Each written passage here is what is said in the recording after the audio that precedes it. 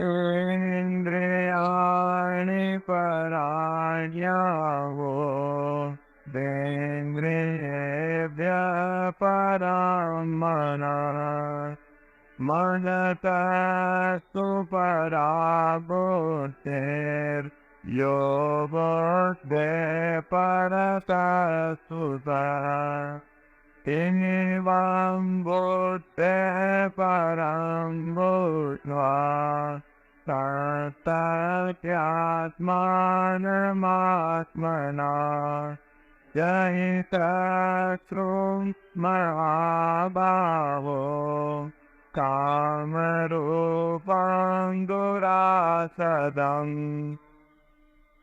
42वां और 43वां श्लोक।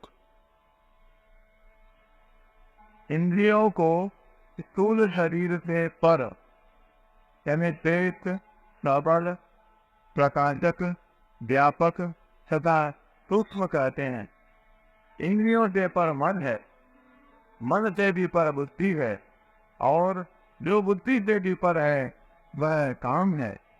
इस तरह बुद्धि से पर काम को जानकर अपने द्वारा अपने आप को वश में करके हे महाबाहो तो इस काम रूप दुर्जय शत्रु को मार डाल। व्याख्या। इंद्रियाणि पराण्याहुः शरीर अथवा विषयों से इंद्रियां पर हैं। तात्पर्य यह है कि इंद्रियों के द्वारा विषयों का ज्ञान होता है, पर विषयों के द्वारा इंद्रियों का ज्ञान नहीं होता। इंद्रियां विषयों के बिना भी रहती हैं, पर इंद्रियों के बिना विषयों की सत्ता सिद्ध नहीं होती। विषयों में यह सामर्थ्य नहीं कि वे इंद्रियों को प्रकाशित करें। प्रत्युत इंद्रियां विषयों को प्रकाशित करती हैं। इंद्रियां वही रहती हैं, पर विषय बदलते रहते हैं। इंद्रियां व्यापक हैं और विषय व्याप्य हैं, अर्थात विषय इंद्रियों के अंतर्गत आते हैं, पर इंद्रियां विषयों के अंतर्गत नहीं आती। विषयों की अपेक्षा इंद्रियां सूक्ष्म हैं, इसलिए विषयों की अपेक्षा इंद्रियां श्रेष्ठ, सबल, प्रकाशक, व्यापक और सूक्ष्म है। इंद्रियेभ्यः परं मनः। इंद्रियां मन को नहीं जानती, पर मन सभी इंद्रियों को जानता है। इंद्रियों में भी प्रत्येक इंद्रिय अपने अपने विषय को ही जानती है, अन्य इंद्रियों के विषयों को नहीं।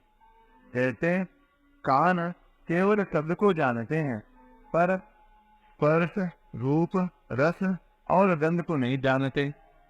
त्वचा केवल स्पर्श को जानती है, पर शब्द, रूप, रस और गंध को नहीं जानती।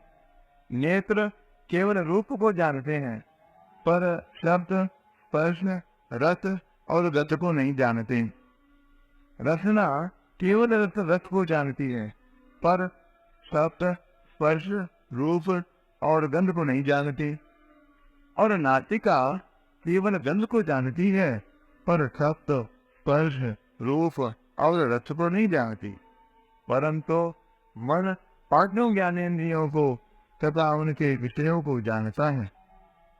इसलिए मन इंद्रियों से श्रेष्ठ, सबल, प्रकाशक, व्यापक और सूक्ष्म है। मन तत्व परा बुद्धि। मन बुद्धि को नहीं जानता, पर बुद्धि मन को जानती है। मन कैसा है, शांत है या व्याकुल, ठीक है या बेठीक, इत्यादि बातों को बुद्धि जानती है। इंद्रियां ठीक काम करती हैं या नहीं, इसको भी बुद्धि जानती है। तात्पर्य है कि बुद्धि मन को तथा उसके संकल्पों को भी जानती है, और इंद्रियों को तथा उनके विषयों को भी जानती है। इसलिए इंद्रियों से पर जो मन है, उस मन से भी बुद्धि पर है, अर्थात श्रेष्ठ, बलवान, प्रकाशक, व्यापक और सूक्ष्म है। यह बुद्धि परतस्तु सः।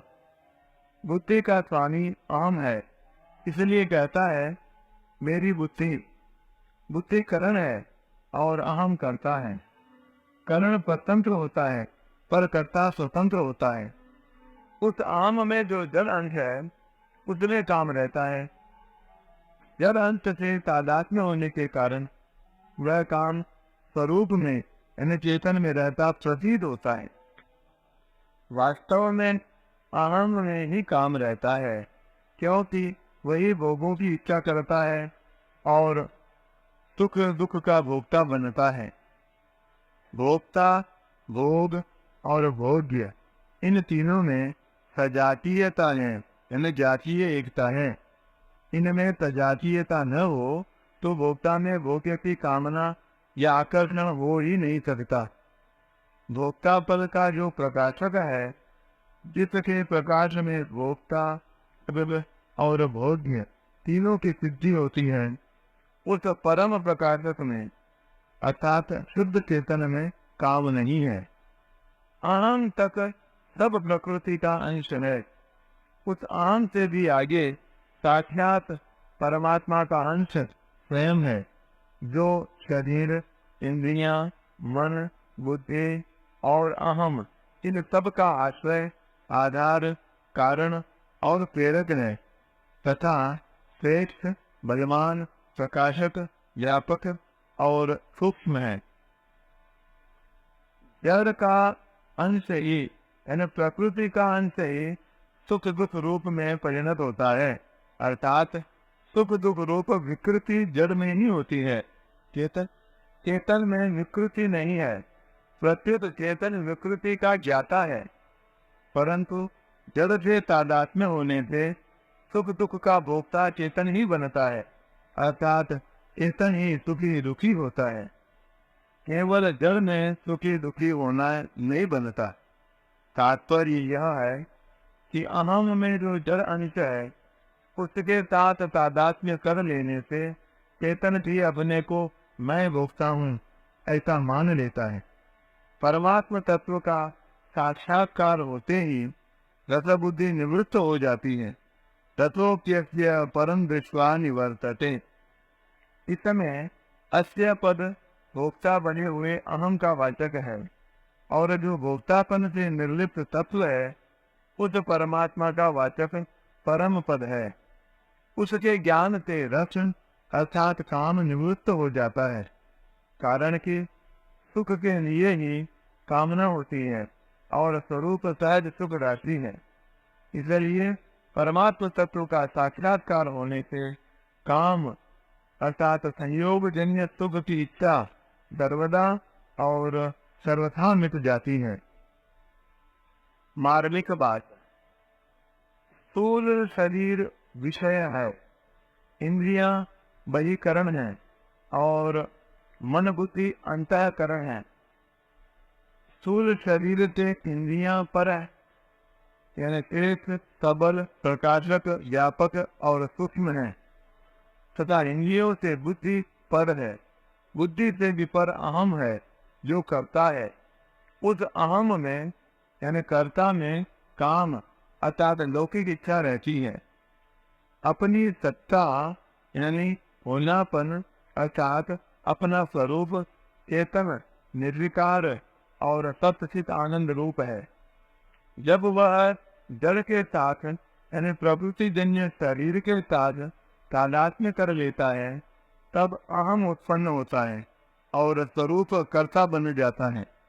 इस प्रकार कर्ता में एक जड़ अंश होता है और एक चेतन अंश। जड़ अंश की मुख्यता से संसार की तरफ और चेतन अंश की मुख्यता से परमात्मा की तरफ आकर्षण होता है। टिप्पणी, जड़ चेतन के तादात्म्य और आकर्षण को समझने के लिए एक दृष्टांत दिया जाता है। चार कोणों वाले किसी लोहे का अग्नि से तादात्म्य अर्थात संबंध होने पर लोहे में जलाने की शक्ति न होने पर भी वह जलाने वाला हो जाता है और अग्नि चार कोनों वाली न होने पर भी चार कोनों वाली हो जाती है। अग्नि से तादात्म्य होने पर भी चुंबक की ओर लोहा ही आकर्षित होता है, अग्नि नहीं, क्योंकि चुंबक के साथ लोहे की सजातीयता है। अग्नि अपने सजातीय निराकार अग्नि तत्व की ओर ही आकर्षित होती है, इसलिए वह स्वतः शांत हो जाती है। इसी प्रकार जड़ और चेतन के तादात्म्य में जड़ अंश संसार की ओर एवं चेतन अंश परमात्मा की ओर आकर्षित होता है। चेतन अंश के परमात्मा की ओर आकृष्ट होने पर जड़ अंश छूट जाता है, क्योंकि जड़ अनित्य है। परंतु जड़ अंश के संसार की ओर आकृष्ट होने पर भी चेतन अंश नहीं छूटता, क्योंकि चेतन नित्य है। तात्पर्य यह है कि उसमें जड़ अंश की प्रधानता लौकिक यानी संसार की इच्छाएं रहती हैं, और चेतन अंश की प्रधानता से पारमार्थिक यानी परमात्मा की इच्छा रहती है। जब जड़ अंश मिटने वाला है, इसलिए लौकिक इच्छाएं मिटने वाली हैं, और चेतन अंश सदा रहने वाला है, इसलिए पारमार्थिक इच्छा पूरी होने वाली है। इसलिए लौकिक इच्छाओं की यानी कामनाओं की निवृत्ति और पारमार्थिक इच्छा की पूर्ति यानी संसार से छूटने की इच्छा, स्वरूप बोध की जिज्ञासा और भगवत प्रेम की अभिलाषा की पूर्ति होती है। लौकिक इच्छाएं उत्पन्न हो सकती हैं पर टिक नहीं सकती, परंतु पारमार्थिक इच्छा दब सकती है पर मिट नहीं सकती, कारण कि लौकिक इच्छाएं अवास्तविक और पारमार्थिक इच्छा वास्तविक है। इसलिए साधक को न तो लौकिक इच्छाओं की पूर्ति की आशा रखनी चाहिए और न पारमार्थिक इच्छा की पूर्ति से निराश ही होना चाहिए।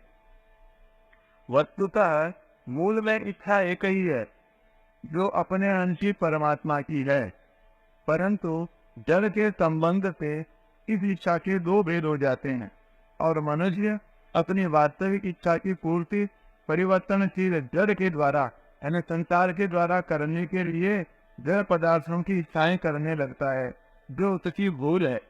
कारण कि लौकिक इच्छाएं परधर्म और पारमार्थिक इच्छा स्वधर्म है, परंतु साधक में लौकिक और पारमार्थिक दोनों इच्छाएं रहने से द्वंद्व पैदा हो जाता है।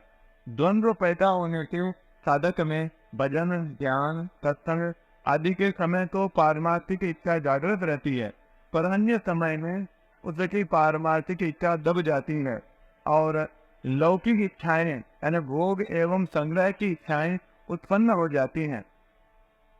लौकिक इच्छाओं के रहते हुए साधक में साधन करने का एक निश्चय स्थिर नहीं रह सकता। पारमार्थिक इच्छा जागृत हुए बिना साधक की उन्नति नहीं होती। जब साधक का एकमात्र परमात्मा प्राप्ति करने का दृढ़ उद्देश्य हो जाता है, तब यह द्वंद्व मिट जाता है और साधक में एक पारमार्थिक इच्छा ही प्रबल रह जाती है। एक ही पारमार्थिक इच्छा प्रबल रहने से साधक सुगमता पूर्वक परमात्मा प्राप्ति कर लेता है।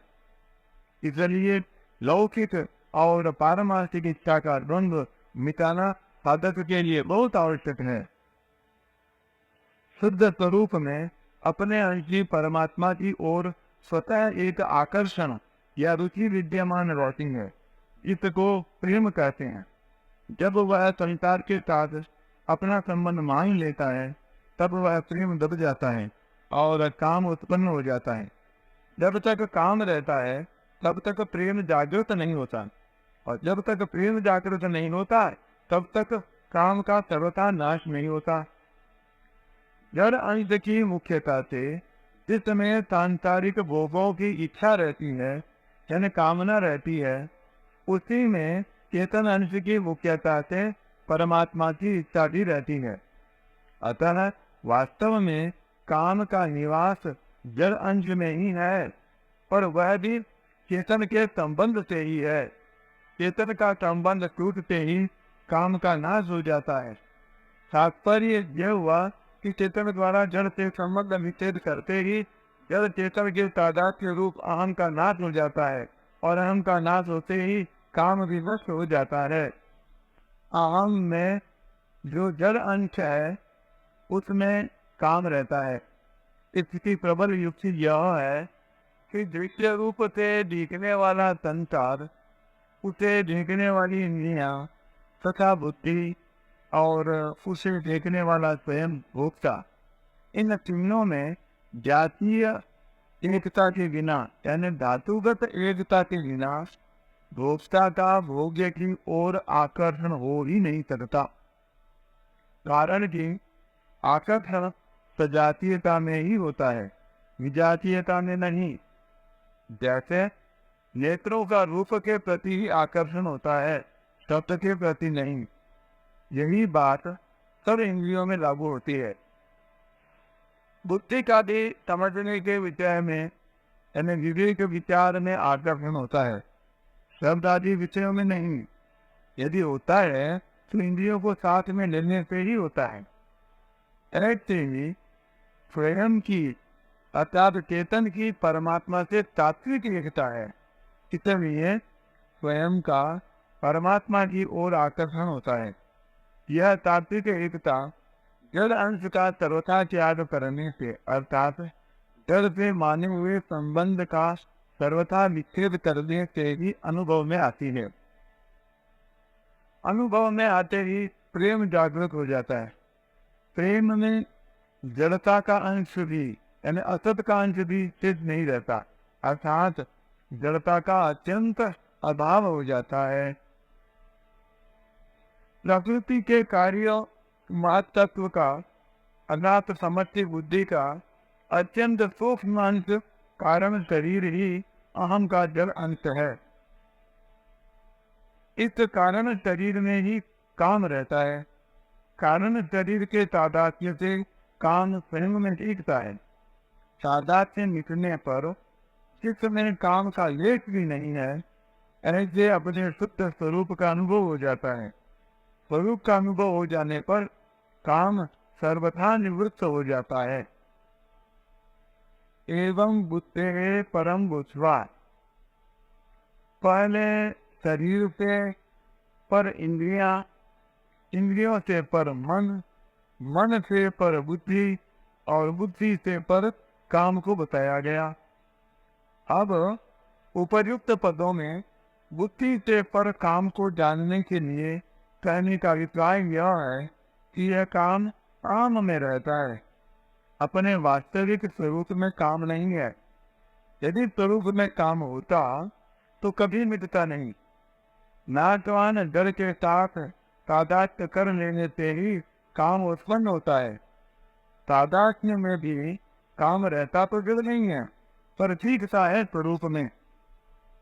इसलिए बुद्धि से परे रहने वाले इस काम को जानकर उसका नाश कर देना चाहिए।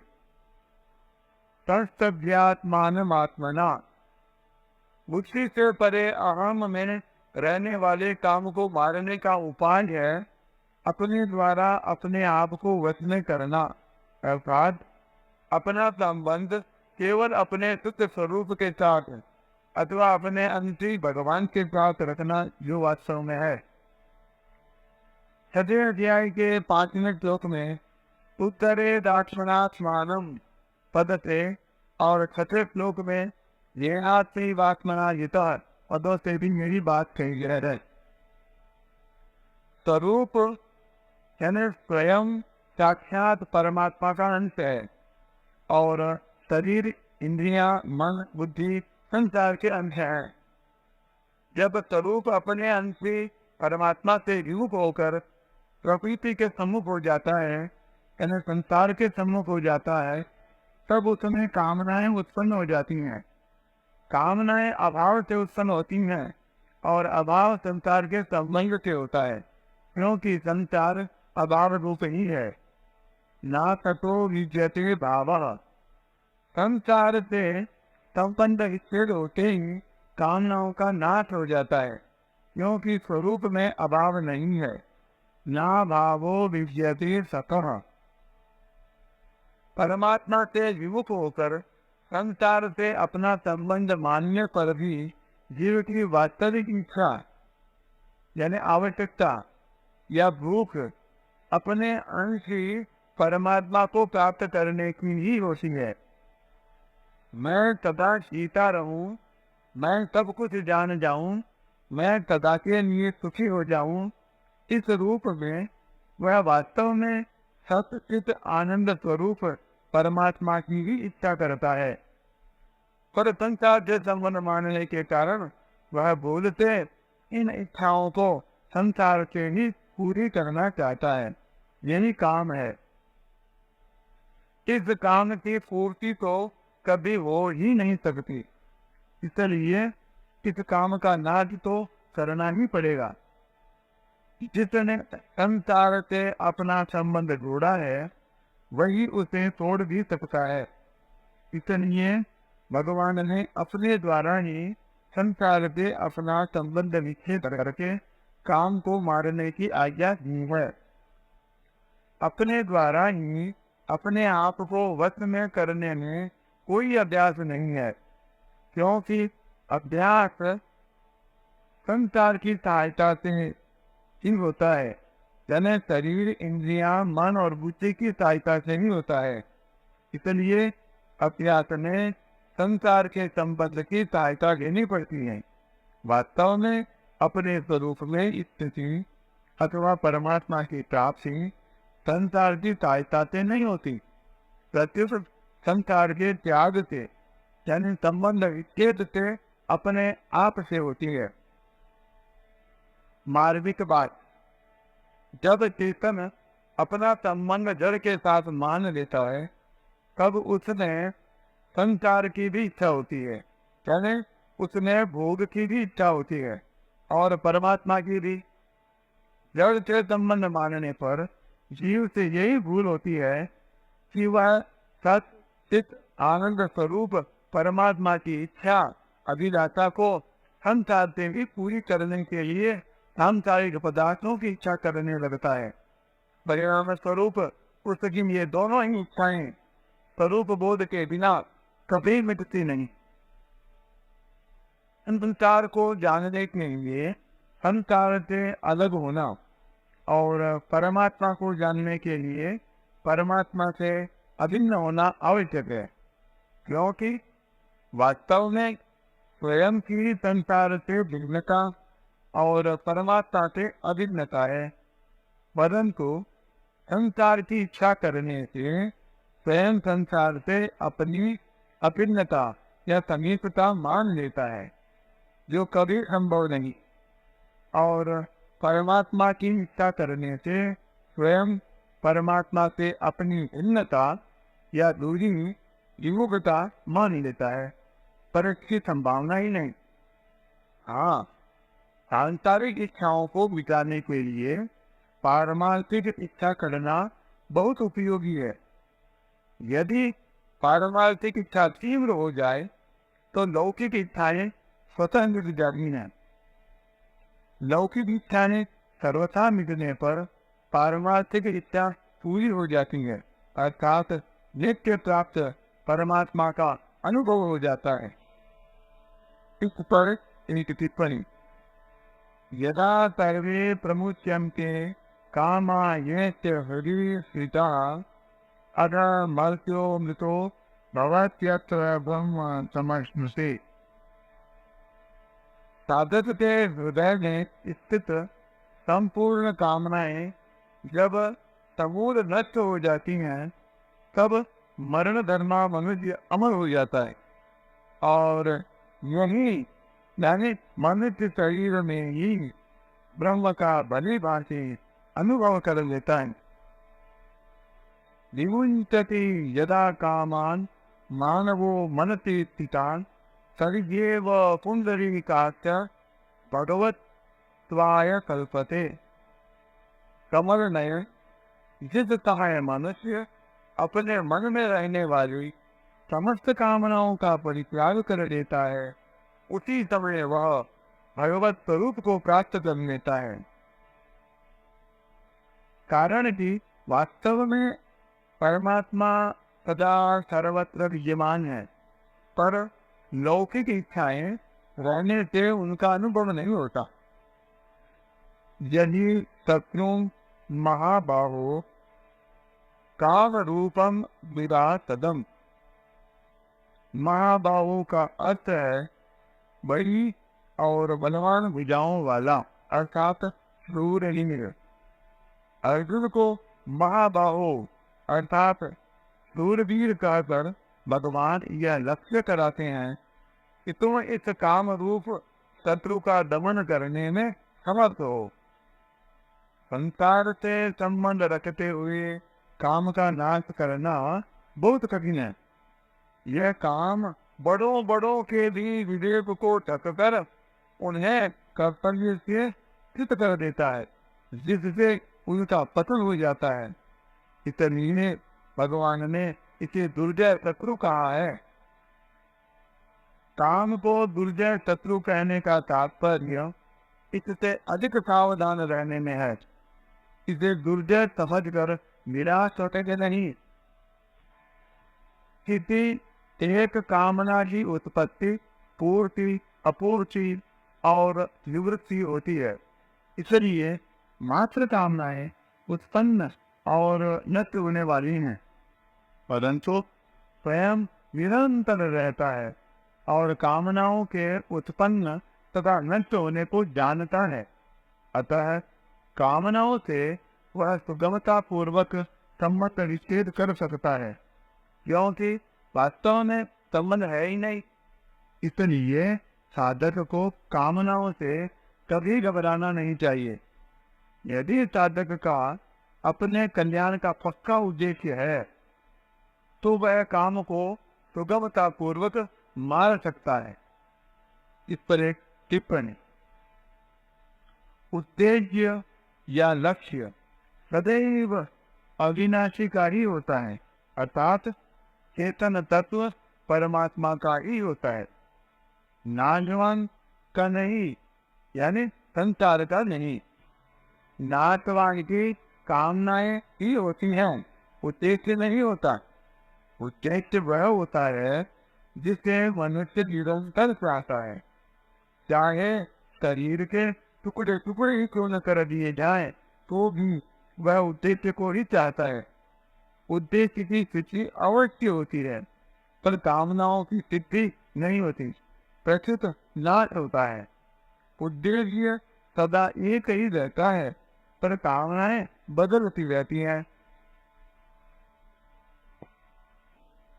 कामनाओं के त्याग में अथवा परमात्मा के प्राप्ति में सब स्वतंत्र, अधिकारी, योग्य और समर्थ हैं, परंतु कामनाओं की पूर्ति में कोई भी स्वतंत्र, अधिकारी, योग्य और समर्थ नहीं है, कारण कि कामना पूरी होने वाली है ही नहीं। परमात्मा ने मानव शरीर अपनी प्राप्ति के लिए ही दिया है, अतः कामना का त्याग करना कठिन नहीं है। सांसारिक भोग पदार्थों को महत्व देने के कारण ही कामना का त्याग कठिन मालूम देता है। सुख की कामना को, यानी अनुकूलता की कामना को मिटाने के लिए ही भगवान समय समय पर दुख यानी प्रतिकूलता भेजते हैं कि सुख की कामना मत करो, कामना करोगे तो दुख पाना ही पड़ेगा। सांसारिक पदार्थों की कामना वाला मनुष्य दुख से कभी बच ही नहीं सकता। यह नियम है, क्योंकि संयोगजन्य भोग भी दुख से हेतु है। स्वयं में अनंत बल है, अर्थात स्वरूप में अनंत बल है। उसकी सत्ता और बल को पाकर ही बुद्धि, मन और इंद्रियां सत्तावान एवं बलवान होते हैं, परंतु डर से संबंध जोड़ने के कारण वह अपने पन को भूल रहा है और अपने को बुद्धि, मन और इंद्रियों के अधीन मान रहा है। अतएव काम रूप शत्रु को मारने के लिए अपने आप को जानना और अपने बल को पहचानना बड़ा आवश्यक है। काम जड़ के संबंध से और जड़ में ही होता है, तादात्म्य होने से वह स्वयं में प्रतीत होता है। जड़ का संबंध न रहे तो काम है ही नहीं। इसलिए यहाँ काम को मारने का तात्पर्य वस्तुतः काम का सर्वथा अभाव बताने में ही है।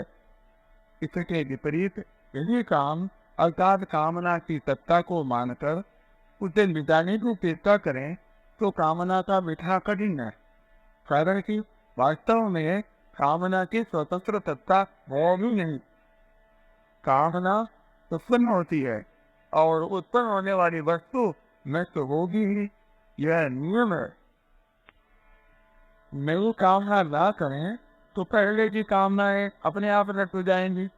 इसलिए कामना को मिटाने का तात्पर्य है नई कामना न करना।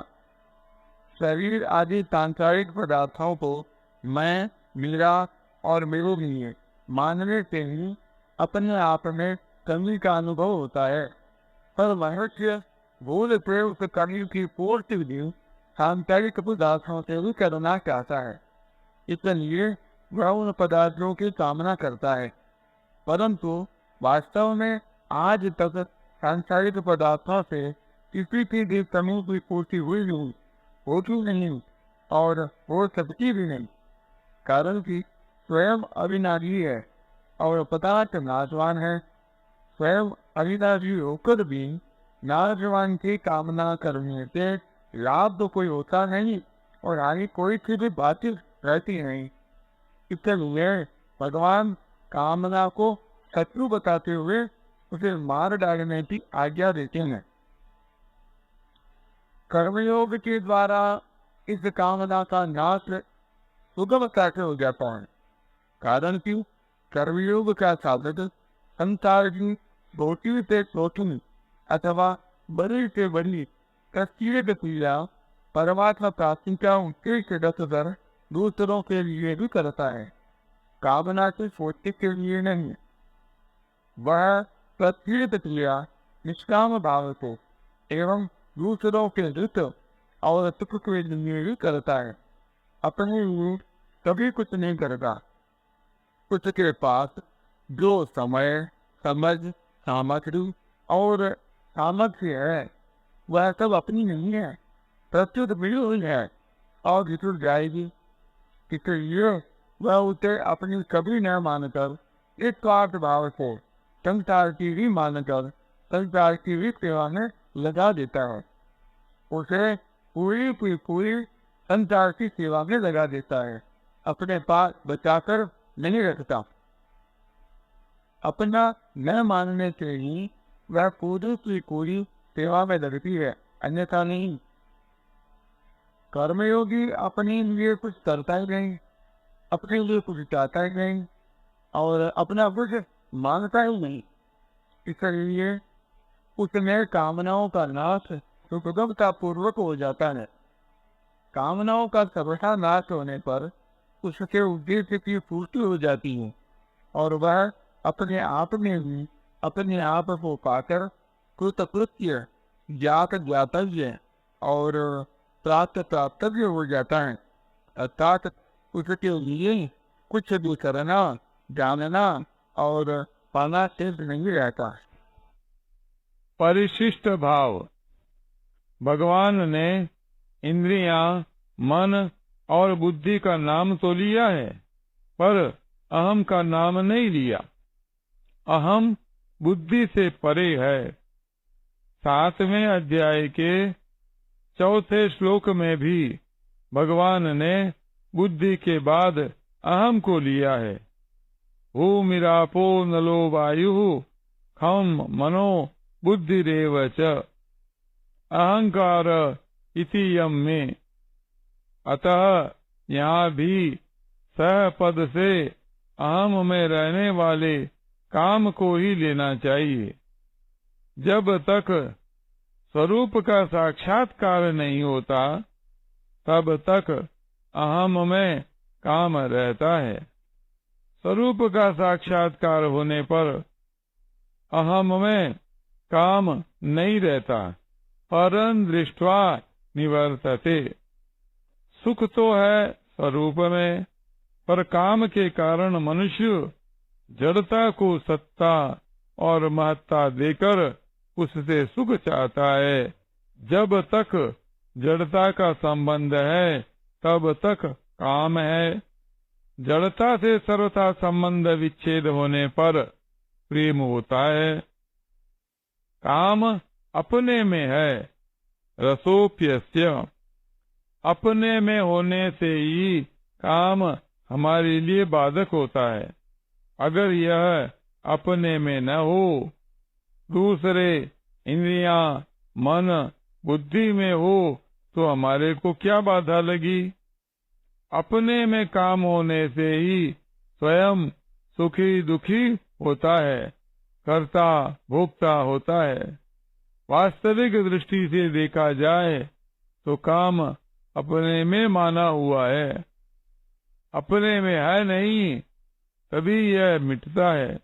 अतः काम अपने में है पर माना हुआ है। अहम में रहने वाली चीज को मनुष्य अपने में मान लेता है। अपने में अहम माना हुआ है और उस अहम में काम रहता है। अतः जब तक अहम है तब तक अहम की जाति का आकर्षण अर्थात काम होता है, और जब अहम नहीं रहता तब स्वयं की जाति का आकर्षण अर्थात प्रेम होता है। काम में संसार की तरफ और प्रेम में परमात्मा की तरफ आकर्षण होता है। संपूर्ण त्रिलोकी अनंत ब्रह्मांड विषय हैं। विषय इंद्रियों के एक देश में है, इंद्रियां मन के एक देश में है, मन बुद्धि के एक देश में है, बुद्धि अहम के एक देश में है, और अहम चेतन के स्वरूप के एक देश में है। अतः चेतन अत्यंत महान है, जिसके अंतर्गत संपूर्ण त्रिलोकी अनंत ब्रह्मांड विद्यमान है। परंतु अपरा प्रकृति के एक अंश अहम के साथ अपना संबंध जोड़ने के कारण मनुष्य अपने को अत्यंत छोटा एक देशीय देखता है। ओम तत्सदिति श्रीमद्भगवद्गीता उपनिषद्सु ब्रह्म विद्यायां योगशास्त्रे श्रीकृष्णार्जुन संवादे कर्मयोगो नाम तृतीयोऽध्यायः।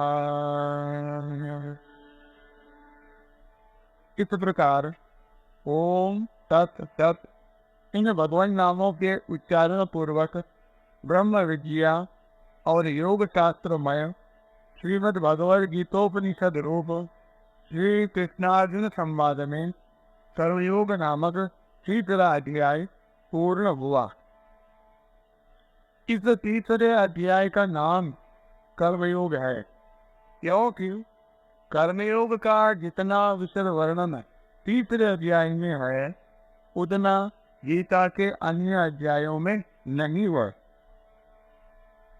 तीसरे अध्याय के पद, अक्षर और उवाच।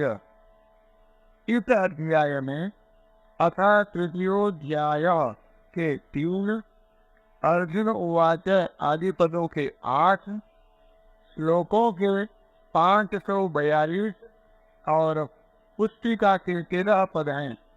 इस प्रकार संपूर्ण पदों का योग 566 है। इस अध्याय में अतः तृतीयोऽध्याय के 7, अर्जुन उवाच आदि पदों के 26, श्लोकों के 1376 और पुस्तिका के 45 अक्षर हैं।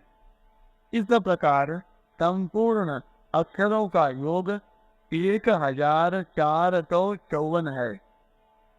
इस अध्याय के सभी श्लोक 32 अक्षरों के हैं। इस अध्याय में 4 उवाच हैं, 2 अर्जुन उवाच और 2 श्री भगवान उवाच। तीसरे अध्याय में प्रयुक्त छंद। इस अध्याय के 45 श्लोकों में से पहले और 37वें श्लोक के प्रथम चरण में तथा 11वें श्लोक के तृतीय चरण में रदन प्रयुक्त होने से रजपुला, 5वें श्लोक के प्रथम चरण में नदन प्रयुक्त होने से न विपुला, 19वें, 26वें, और 35वें श्लोक के प्रथम चरण में तथा 8वें और 21वें श्लोक के तृतीय चरण में भगण प्रयुक्त होने से भरिपुला और 7वें श्लोक के प्रथम चरण में नगन और तृतीय चरण में रगन प्रयुक्त होने से संकीर्ण विपुला संज्ञा वाले छंद हैं। शेष 35 श्लोक कीट पत्या वक्र अनुष्टुप छंद के लक्षणों तो युक्त हैं।